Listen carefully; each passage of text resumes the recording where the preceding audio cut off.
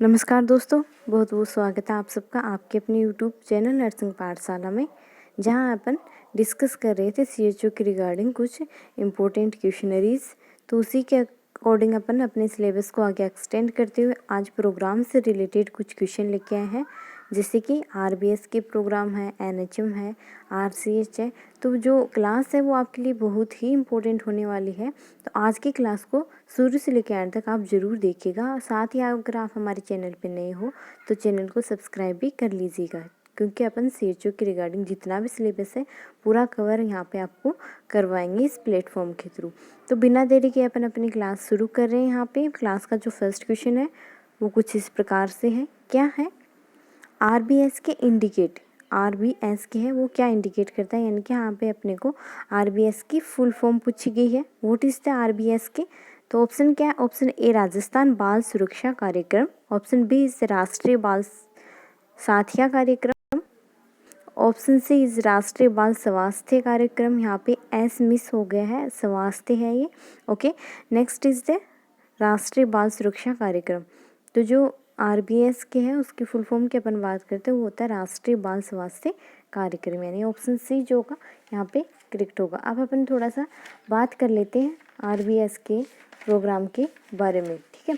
तो आरबीएस के प्रोग्राम की बात करें तो जो एनएचएम है, एनआरएचएम है, उसके अंडर में ये वर्क कर रहा है। किसके अंडर में कर रहा है? एनआरएचएम के अंडर में वर्क कर रहा है। और एस्टैब्लिशमेंट ईयर की अपन बात करें तो 2013 में इसको एस्टैब्लिश किया गया था, जिसका मेन मोटिव या पर्पज़ क्या था? जो भी चाइल्ड है उनकी स्क्रीनिंग की जाए एट बर्थ और अप टू जो एडोलेसेंट एज है, ताकि जो अर्ली आइडेंटिफिकेशन कर सकें। अपन स्क्रीनिंग के थ्रू क्या करेंगे? स्क्रीनिंग करेंगे तो उससे क्या होगा? डिजीज कंडीशन है उसका अपन अर्ली आइडेंटिफिकेशन कर पाएंगे। जो भी डिफेक्ट है उनको अपन आइडेंटिटी कर पाएँ एज अर्ली एज पॉसिबल। उसी पर्पज़ से आरबीएस के प्रोग्राम है वो एस्टैब्लिश किया गया था, ठीक है। जो बेनिफिशियरी एज ग्रुप जो इसमें रहता है वो रहता है 0 to 6 year first phase and 6 to 18 year second phase, यानी अप टू 18 ईयर तक के चाइल्ड जो है वो आरबीएस के बेनिफिशियरी एज ग्रुप में आएंगे, ठीक है। तो ये था आरबीएस के बारे में। नेक्स्ट अपन मूव करें नेक्स्ट क्वेश्चन पे। नेक्स्ट क्वेश्चन क्या है? 4D स्टेरॉइड्स रिलेटेड टू, क्या बोला गया है? 4D स्टेरॉइड्स वो किससे रिलेटेड है? तो 4D जो साइंस सिम्टम अपन पढ़ते हैं वो किस में देखने को मिलता है? प्लेग्राम में। बट यहाँ पे 4D साइंस सिम्टम की बात नहीं की है, यहाँ पे पूछा गया है कि जो 4D स्टेरॉइड्स है वो किससे रिलेटेड है। इन प्रोग्राम्स में कौन से वाले प्रोग्राम से 4D स्टेरॉइड्स वो रिलेटेड है? तो कौन से प्रोग्राम से रिलेटेड है, चलो देखते हैं। तो ऑप्शन में है A under RCH program, under CSSM, CSSM का मतलब क्या है? Child survival and safe motherhood. Next है अंडर आरबीएस के, and next one is the under IMNCI program. तो जो 4D स्ट्रेटजी है वो किससे रिलेटेड होगी? आरबीएस के प्रोग्राम से। अब बात करते हैं कि 4D स्ट्रेटजी है क्या। तो जो आरबीएस के प्रोग्राम है उसमें 4D स्ट्रेटजी इंक्लूड किए गए, यानी 4D इंक्लूड किए गए हैं, जिसमें फर्स्ट जो डी है वो इंडिकेट करता है डिफेक्ट एट बर्थ। सेकंड है डेवलपमेंटल डिले, सेकंड डी है वो डेवलपमेंटल डिले को बताएगा। थर्ड डी जो है वो डिफिशियंसीज और डिजीज कंडीशन है उनको बताएगा। And fourth is the disease, common disease condition है उनको इंडिकेट करेगा। तो 4D स्ट्रेटजी यहाँ पे किससे रिलेटेड हो जाएगी? डायरेक्टली आरबीएस के जो प्रोग्राम है उनसे रिलेटेड, ठीक है। नेक्स्ट अपन मूव करें नेक्स्ट क्वेश्चन पे। तो नेक्स्ट क्वेश्चन क्या है? नेक्स्ट क्वेश्चन है अंडर आरबीएस के 4D management include all accept का क्वेश्चन है कि इनमें से कौन कौन सी जो स्ट्रेटजी है 4D स्ट्रेटजी में इंक्लूड की जाएगी, एक को छोड़ के बाकी जो तीन है वो इसमें इंक्लूड किए जाएंगे। तो ऑप्शन ए है डेवलपमेंटल डिले, ऑप्शन बी है defect at birth, option C is the deficiency disease, and option D is disability in teenager. तो बात करें अपन 4D स्ट्रेटजी की, तो अपन ने अभी पहले डिस्कस भी कर लिया है कि डेवलपमेंटल डिले है इंक्लूड किया जाएगा, डिफेक्ट एट बर्थ भी होगा, नेक्स्ट डेफिशिएंसी डिजीज भी यहाँ पे आएंगे। नेक्स्ट 4D जो डी है, नेक्स्ट डी से यहाँ पे 3D अपन ने कवर कर लिए हैं। 4D जो इसमें रहता है वो किससे रिलेटेड रहता है? जो कॉमन डिजीजेज हैं उनसे रिलेटेड रहता है, न कि डिसेबिलिटी इन टीनेज से रिलेटेड रहता है। यानी कि ये ऑप्शन जो है वो यहाँ पे रॉन्ग है और वो ही अपने लिए क्या है? करेक्ट ऑप्शन रहेगा, क्योंकि इसमें एक्सेप्ट का क्वेश्चन है, यानी कि इनमें से 3 जो है वो रिलेटेड है, एक नहीं है। कौन सा नहीं है? फोर्थ वाला नहीं है, तो ये क्या होगा? करेक्ट ऑप्शन यहाँ पे हो जाएगा। ठीक है, नेक्स्ट मूव करें अपन नेक्स्ट क्वेश्चन पे। नेक्स्ट क्वेश्चन क्या है? इन RBS के हाउ मनी डिजीज इंक्लूड? जो ऑप्शंस हैं, ऑप्शन ए है 23, option B is 26, option C is 28 and option D is 30। तो जो RBS के प्रोग्राम है उसके अंडर में कितनी डिजीज़ आएंगी? टोटल डिजीज़ की अपन बात करें तो 30 डिजीज़ कवर की जाती है। कितनी डिजीज़ होती है? 30 डिजीज़ जो है वो यहाँ पे कवर की जाएंगी। किस प्रकार से? फर्स्ट अपन ने बात की थी, एक जो फर्स्ट वाला डी है वो है डिफेक्ट एट बर्थ। तो डिफेक्ट एट बर्थ में टोटल 9 डिजीज़ कंडीशन होगी। यहाँ पे कौन कौन सी होगी? न्यूरल ट्यूब डिफेक्ट होगा फर्स्ट वन। नेक्स्ट जो होगा वो होगा डाउन सिंड्रोम।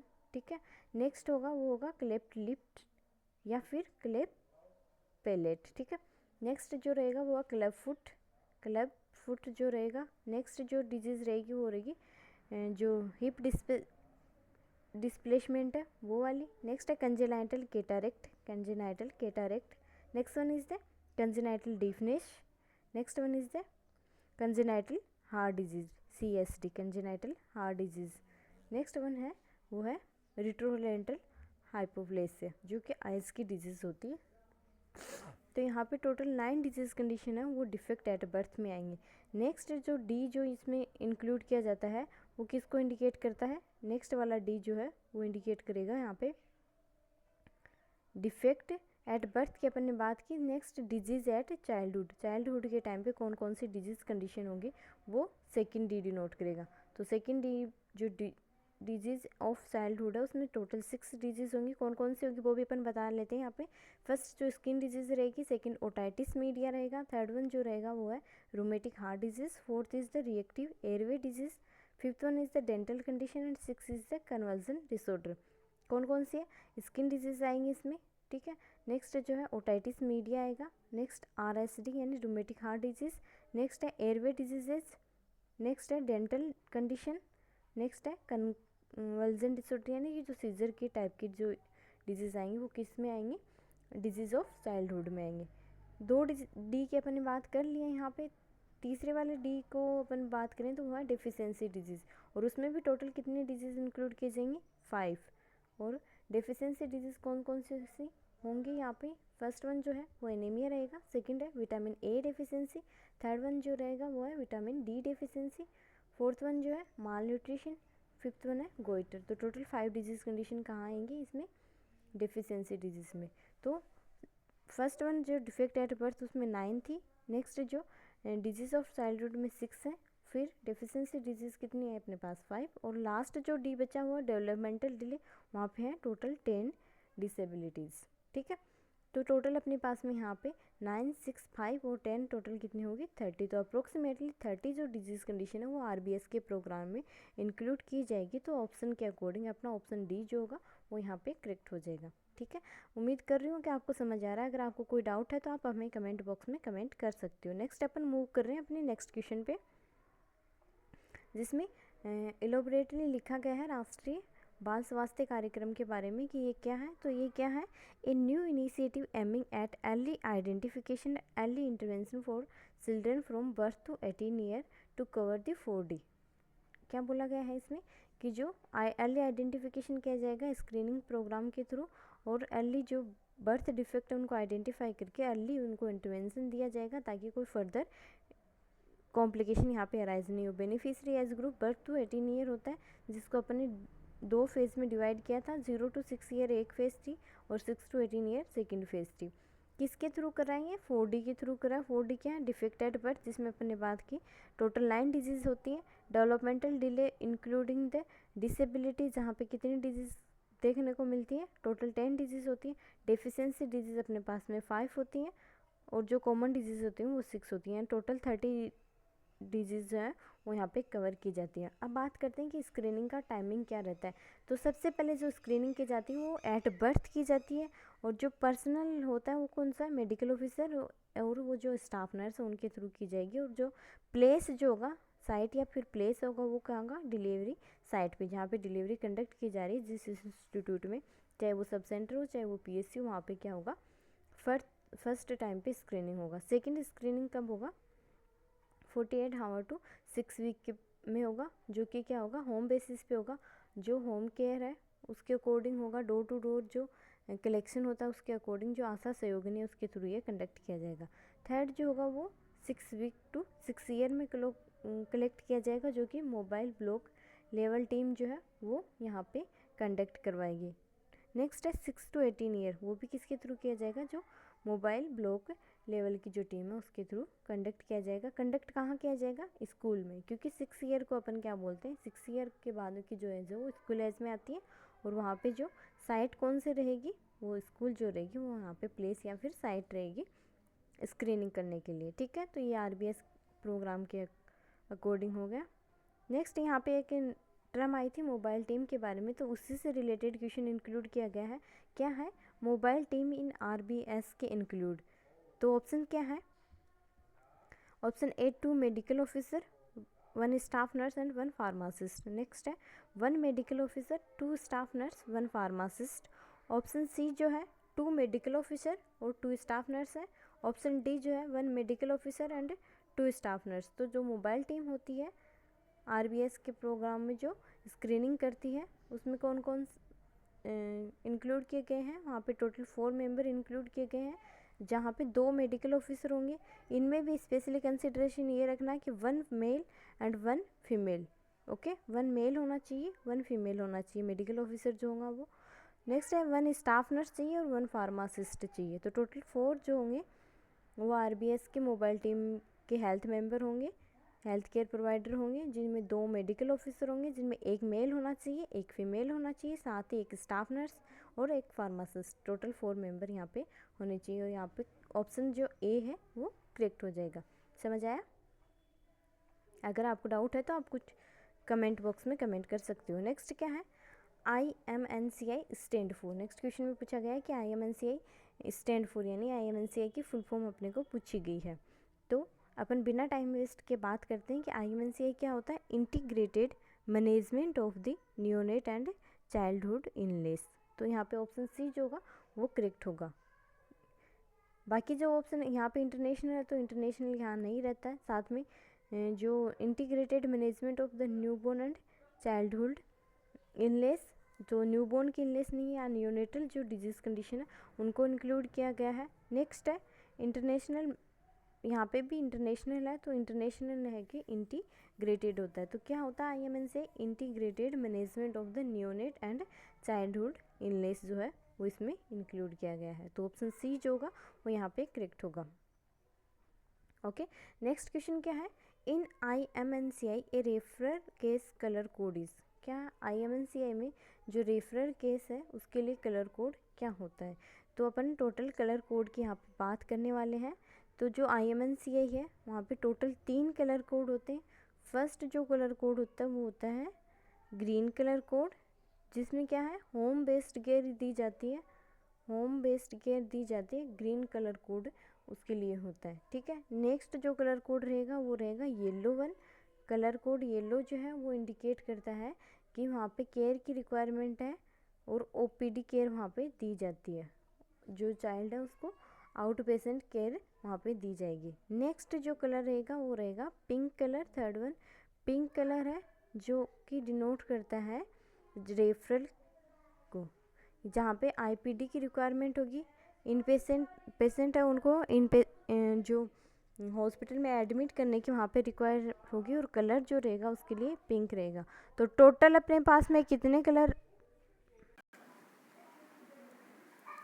तो कलर कोड 3 हो गए ना टोटल।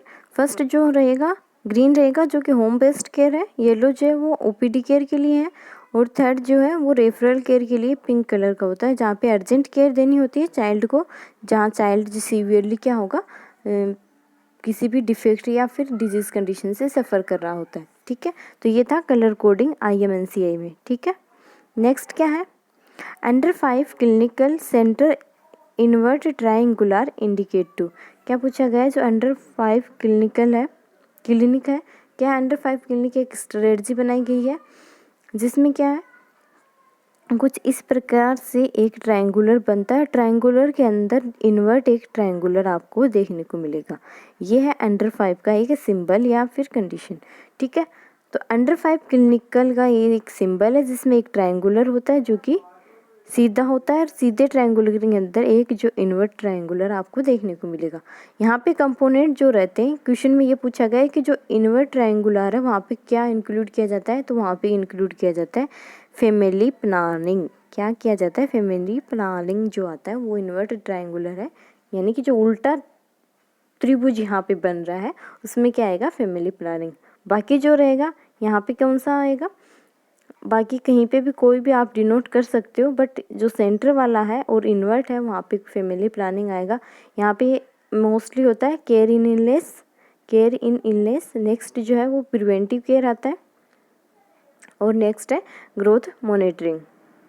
तो ये इसके कंपोनेंट होते हैं, बट जो सेंटर में इन्वर्ट ट्रायंगुलर होता है उसमें हमेशा जो फैमिली प्लानिंग है वो अपन इंडिकेट करते हैं या फिर डिनोट करते हैं, किसमें, जो अंडर 5 क्लिनिकल जो इसकी स्ट्रेटजी है उसमें। तो क्वेश्चन में यही पूछा गया है कि इन्वर्ट ट्रायंगुलर किसको डिनोट करता है, तो ऑप्शन सी जो करेक्ट होगा वो फैमिली प्लानिंग है उसको डिनोट करेगा, ठीक है। नेक्स्ट अपन मूव करते हैं नेक्स्ट क्वेश्चन पे। नेक्स्ट क्वेश्चन क्या है, under RCH 3E regard to, क्या है, जो RCH प्रोग्राम है उसमें 3E जो है वो किसके रिगार्डिंग है। ऑप्शन क्या है, option A essential obstetric care, option B emergency obstetric care, option C emphasis on the internal system strengthen, and option D is all of the above या ऑल ऑफ दिस। तो जो RCH programme है उसकी अपन बात करें तो ये 2 phase में लागू किया गया था। फर्स्ट फेज थी वो 1997 में एस्टेब्लिश की गई थी, जिसमें 4 कंपोनेंट यहाँ पे इंक्लूड किए गए थे। कंपोनेंट क्या थे, child survival and safe motherhood first component, second जो था फैमिली प्लानिंग के रिगार्डिंग था, थर्ड था client approach to health care, fourth था prevention of the reproductive tract infection and sexually transmitted diseases. तो टोटल 4 कंपोनेंट यहाँ पे थे RCH फर्स्ट में, लेकिन जो RCH सेकंड है वो NRHM के साथ में फिर से एस्टेब्लिश किया गया था सेकंड फेज में। तो सेकंड फेज में इसके कंपोनेंट में जो पहले वाले कंपोनेंट के साथ में 3E और इंक्लूड कर दिए, जिसमें फर्स्ट E जो डिनोट करता है वो एसेंशियल ऑब्स्टेट्रिक केयर को डिनोट करेगा, सेकंड जो है वो इमरजेंसी ऑब्स्टेट्रिक केयर को डिनोट करेगा, और थर्ड है वो जो इंटरनल सिस्टम है उसको एम्फासिस यानी उस पर फोकस करने के लिए वर्क कर रहा है। तो 3E जो है वो तीनों essential obstetric care, second emergency obstetric, third is Mphasis on the internal system and strengthen of them से रिलेटेड है, ठीक है। तो ये RCH प्रोग्राम के रिगार्डिंग है। नेक्स्ट क्या है, BFHI स्टैंड फॉर, क्या है बेबी, BHFI क्या है, फुल फॉर्म पूछी गई है, क्या है BFHI baby friendly hospital initiative. BFHI जो है बेबी फ्रेंडली हॉस्पिटल इनिशिएटिव है, इसकी फुल फॉर्म है। तो ऑप्शन के अकॉर्डिंग अपन देखें तो ऑप्शन के अकॉर्डिंग क्या होगा, ऑप्शन डी जो होगा वो यहाँ पे करेक्ट हो जाएगा, ठीक है, क्योंकि इसमें इंटरेस्टेड है, इसमें इंस्टीट्यूट है, इसमें बाल है, तो ये तीनों ही रॉन्ग हो जाएंगे। बेबी फ्रेंडली हॉस्पिटल इनिशिएटिव है। एस्टेब्लिशमेंट की बात करें तो WHO एंड यूनिसेफ के द्वारा इसको 1991 में एस्टेब्लिश किया गया था, और जो मेनली इसका जो फोकस रहता है वो किस पे रहता है, जो ब्रेस्ट फीडिंग है उसको सपोर्ट करना, ब्रेस्ट फीडिंग है, इफ़ेक्टिव ब्रेस्ट फीडिंग है उसको सपोर्ट करना रहता है। और इलॉबरेटली अपन बात करें तो इसमें टोटल 10 स्टेप हैं वो WHO के थ्रू दी गई हैं, और 10 स्टेप क्या है, related to the breast feeding है, ब्रेस्ट फीडिंग को स्ट्रेंथन प्रोवाइड करने के रिगार्डिंग है, ठीक है। तो ये इसका मेनली जो फंक्शन पूछा जाए तो किसका है, strengthening and support the breast feeding, और एस्टेब्लिशमेंट हुआ था 1991 में, किसके थ्रू, WHO प्लस यूनिसेफ दोनों का कॉम्बिनेशन के थ्रू ये एस्टेब्लिश किया गया था, ओके। नेक्स्ट है drug kit A include all except, drug kit A में इंक्लूड किए जाते हैं सारे एक को छोड़ के, तो कौन से हैं, ऑप्शन ए है PCM, option B IFA, option C is zinc, and option D is ORS। तो जो किट ए होती है उसमें इंक्लूड क्या क्या रहता है, किट ए में आयरन फोलिक एसिड टेबलेट होती है, नेक्स्ट जो रहता है जिंक रहता है और ORS रहता है। बट जो PCM है वो किट बी में आता है, ए में नहीं आता। तो यहाँ पे ऑप्शन ए जो होगा वो करेक्ट हो जाएगा, क्योंकि एक्सेप्ट का क्वेश्चन यहाँ पे पूछा गया था। ठीक है, किट बी की अपन बात करें तो किट बी में इंक्लूड क्या किया जाता है, जो PCM टेबलेट आती है आपकी और मेथिल गोमेट्रिन मेलेट जो टेबलेट आती है वो इंक्लूड की गई है। ठीक है, नेक्स्ट क्वेश्चन क्या है, the programme RMNCH+A here A is indicate for. क्या है, जो RMNCH+A प्रोग्राम है वहाँ पे +A किसको इंडिकेट करता है, तो RMNCH+A प्रोग्राम की अपन बात करें तो जो +A है वहाँ पे एडोलेसेंट हेल्थ के रिगार्डिंग है। किसके रिगार्डिंग है, एडोलेसेंट हेल्थ के रिगार्डिंग है। जो RMNCH है वो क्या है, reproductive maternal newborn child and adolescent health. तो जो RMNCH जो है, R for reproductive, M for maternal and N for the newborn, C for child and H for the health. And यहाँ पे +A बाद में इंक्लूड किया गया है, जो +A एडोलेसेंट हेल्थ से रिलेटेड है। तो ऑप्शन बी जो का वो यहाँ पे करेक्ट हो जाएगा। ठीक है, नेक्स्ट क्वेश्चन क्या है, INAP स्टैंड फॉर। INAP है वो किसको डिनोट करता है या फिर फुल फॉर्म क्या है, तो INAP जो है वो क्या है, जो इंडिया है उसमें न्यूबॉर्न की एक्शन के रिगार्डिंग एक प्लान बनाया गया है, जिसके फुल फॉर्म की अपन बात करें तो वो क्या है, इंडिया न्यूबॉर्न एक्शन प्लान, जो कि एस्टैब्लिश किया गया था 2014 में। कब एस्टैब्लिश किया गया था, 2014 में एस्टैब्लिश किया गया था। फुल फॉर्म क्या है इसकी, अपन ने बात की है, इंडिया न्यूबॉर्न एक्शन प्लान जो है इसकी फुल फॉर्म रहेगी। तो यानी ऑप्शन बी जो यहाँ पे करेक्ट हो जाएगा। मेनली इसका जो पर्पज जो है एस्टैब्लिशमेंट का वो क्या है, कि जो न्यूबॉर्न डेथ है और स्टिल बर्थ है उसको प्रिवेंट करना और रिड्यूस करना। और इसकी जो स्ट्रेटजी है वो क्या है, single disease neonatal mortality. Single digit neonatal, single digit का मतलब क्या है, अभी अपन रिसेंटली बात करें तो रिसेंटली जो 2017 में जो सेंसस कंडक्ट किया था उसके अकॉर्डिंग क्या था, जो नियोनेटल मोर्टेलिटी रेट थी, क्या थी, नियोनेटल मोर्टेलिटी रेट थी। अपन ऑल ओवर इंडिया की बात करें तो वो कितनी थी, 28। ठीक है, उसके बाद में अपन इन्फेंट की बात करें तो वो अप्रोक्सीमेटली इन्फेंट मोर्टेलिटी 39 थी और अंडर 5 थी वो 49 थी। ये क्या थी, मोर्टेलिटी रेट थी। तो INAP जो है वो उसका मेन पर्पज़ यही रहता है कि ये जो स्टिल बर्थ है और न्यूबॉर्न जो है उसकी डेथ है उसको 1 डिजिट में लेके आए। 1 डिजिट का मतलब यहाँ पे क्या है, 0 to 9, क्योंकि 10 हो जाएगा तो वो 2 डिजिट यहाँ पे हो जाएंगे। 0 to 9 तक ये इस जो रैंक है उसको नंबरिंग है उसको 0 to 9 तक लेके आना, इसका जो मेन इनिशिएटिव या फिर गोल है। कब तक, 2030 तक, यानी 2020 तक INAP का जो मेन गोल रहेगा वो क्या रहेगा, जो स्टिल बर्थ रेट है और जो नियोनेटल मोर्टिलिटी रेट है उसको 1 डिजिट में लेके आना, इसका मेन गोल रहेगा। ठीक है, तो ये INAP के बारे में था। उम्मीद करती हूँ कि आपको वीडियो अच्छा लगा होगा। अगर वीडियो अच्छा लगा तो वीडियो को लाइक करें, चैनल पे नए हो तो चैनल को सब्सक्राइब ज़रूर करें और साथ ही अपनी जो फ्रेंड सर्किल है उसमें शेयर भी कर दीजिएगा। धन्यवाद।